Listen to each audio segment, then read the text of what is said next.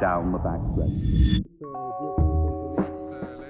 It's September 2017, and members of the International Olympic Committee are gathered to pick the city that will host the 2024 Olympic Games. The biggest decision this group makes. They've put representatives from the two competing cities on stage for their announcement. With the unanimous decision we took. But everyone here already knows who won. Please raise your hand. Every 4 years, more than 5 million people attend the Olympics, and over 3 billion watch it on TV. It's a once-in-a-generation opportunity for one city to show off. And the competition has typically been fierce. 12 cities applied to host the 2004 Games before the IOC picked Athens, Greece. 10 applied for 2008, won by Beijing, China. But since then, interest has been waning. 9 cities applied for 2012, then 7, then 5, and for 2024, only 2 were left when it was time for a vote. So the IOC did something it's never done before. Paris 24, Los Angeles 28.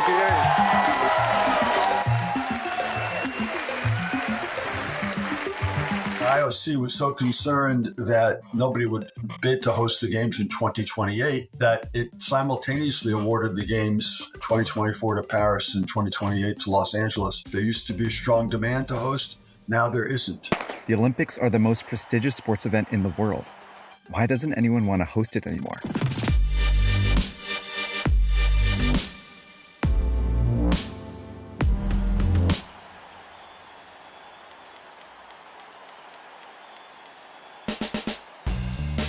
So the Olympics have actually had this problem before. They originally came up with this idea of rotating the games around to different cities back in 1896 because they had to. We didn't have international jet travel and we didn't have international telecommunications. Andrew Zimbalist wrote a book about the economics of hosting sports mega events like the Olympics. So it was necessary in order to spread the games internationally and get the whole world to participate and enjoy them. As the games grew, the IOC kept this tradition, eventually developing a competition where cities would submit bids and it would vote on a winner. But when it opened bidding for the 1984 Games, not a single city wanted to host because the last few hadn't gone very well. Local political protests had turned violent during the 1968 Games in Mexico City, and terrorists killed 11 Israeli athletes at the 72 Munich Games. Invade the Olympic Village, taking 9 Israeli athletes hostage and killing 2 others in their room. Both incidents showed cities that hosting could be politically risky, or even deadly. When construction problems and corruption led Montreal to spend more than 13 times their budget, they began to view it as financially risky too.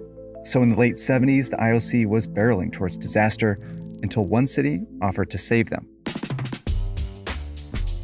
Under one condition: Los Angeles did not want to spend a lot of money. To do that, it offered to use venues it already had instead of build new ones. The LA Coliseum, where the USC football team played, the Forum, where the Lakers played, UCLA's gymnasium and tennis center, and the athletes could just stay in the college dorm rooms. Since the IOC didn't have a choice, it said yes, and was soon glad it did.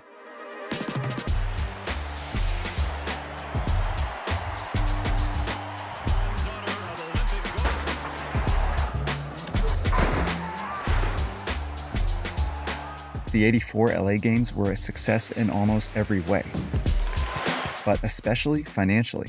It only cost around $1 billion in 2015 dollars, and LA even made a profit. This should have become the model for future Olympic host cities, but instead, it sparked the problem that is plaguing the Olympics today. It's interesting how many of these sports and politics stories really boil down to economics. If you recall, the Premier League story is a story about a warped economic system. The NFL is so successful because it created a new economic model for sports leagues. If you haven't seen those videos yet, give them a watch. If you haven't subscribed to Search Party, now's your chance.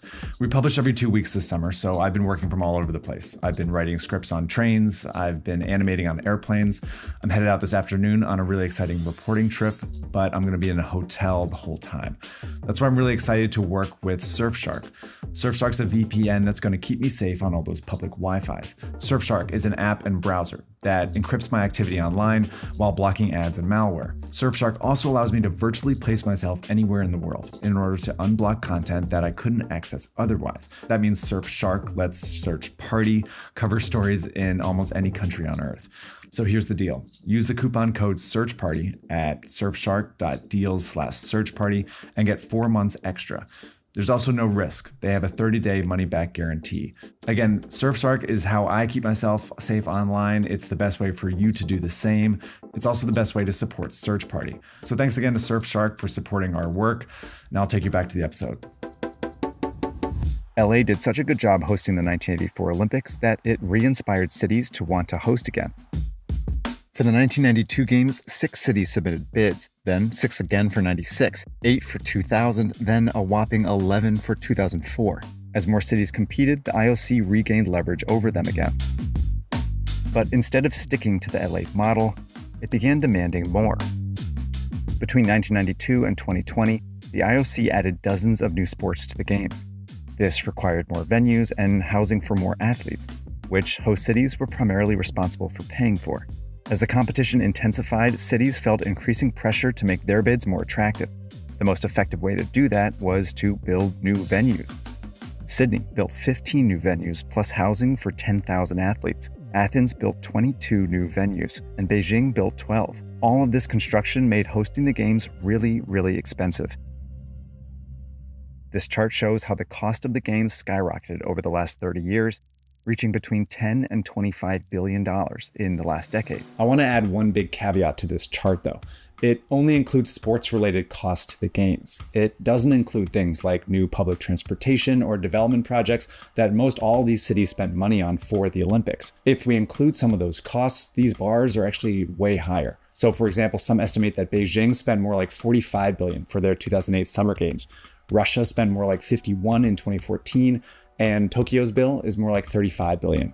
No matter what number you use, though, all of these cities went way over their initial budget, which the bidding process incentivizes them to keep artificially low. What they have to do is make initial statements about the intentions and the plans that are very reduced. Once the politicians say, yeah, okay, we'll go along with this, then they start adding the bells and whistles. And those can be very, very substantial. The revenue cities generate from ticket sales, TV contracts, and sponsorships only cover a fraction of these costs, meaning these governments and really their taxpayers are on the hook for the rest. So it doesn't look like a good economic deal.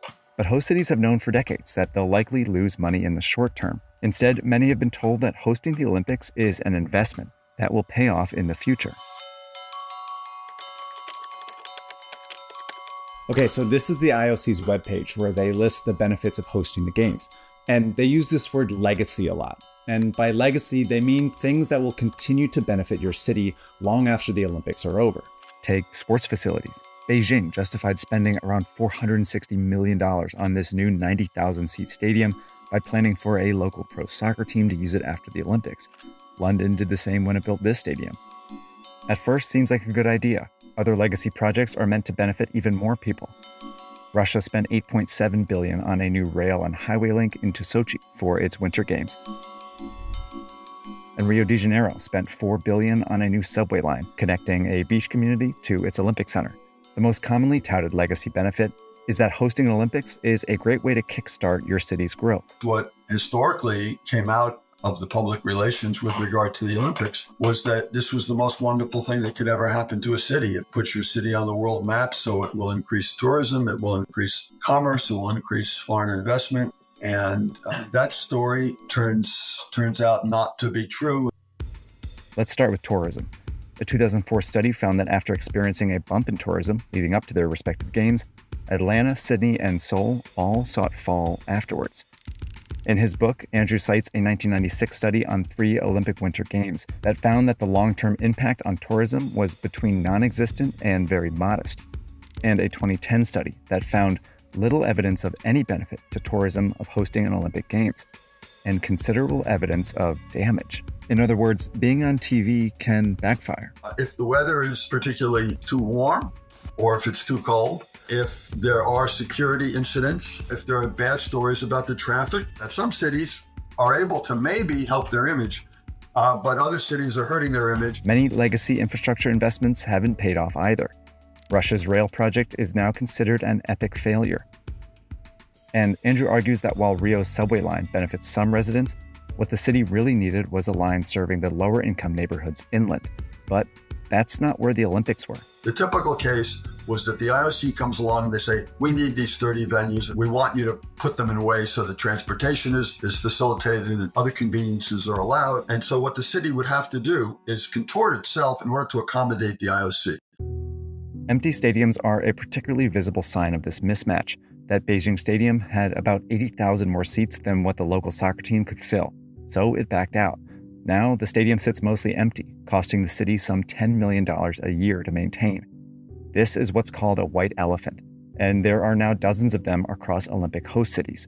These are venues left over from the Athens 2004 Games, and ESPN found that 12 out of 27 venues in Rio de Janeiro had not held an event a year after it hosted the Olympics. For many residents, white elephants are evidence that hosting the Games is a waste of money. The idea that had been out there forever and ever, this is wonderful news for the city, they get to do this.